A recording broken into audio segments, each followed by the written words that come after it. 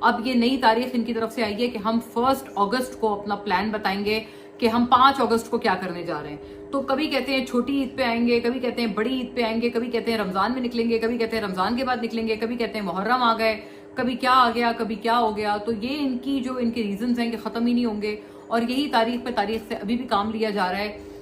اس سے بہتر تو وہ مہرنگ بلوچ والے رہ گئے کہ انہوں نے 15 دن سے یہ کیمپ لگایا ہوا ہے اپنا اسلام آباد پریس کلب کے باہر, اور روز ان کی جو ہے وہ کبھی پولیس سے کوئی جھڑپ ہوتی ہے, کبھی کہاں سے ہوتی ہے, راستہ وغیرہ پولیس نے بند کر دیا ہے. یعنی کہ انتظامیہ کو تنگ کیا ہوا ہے انہوں نے کافی.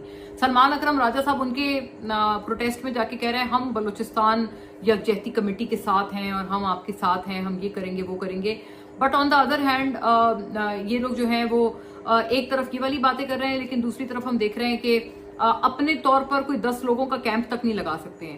خود کلیم کرتے ہیں کہ ہم بہت بڑی پارٹی ہیں, ہم پاکستان کی سب سے بڑی پارٹی ہیں, بے تحاشا فنڈنگ موجود ہے پی ٹی آئی کے پاس. ابھی سینٹ الیکشنز میں بھی ماشاءاللہ سے بھاری بھرکم فنڈنگ انہوں نے وصول کی ہے سینٹ کے ٹکٹ کے بدلے میں.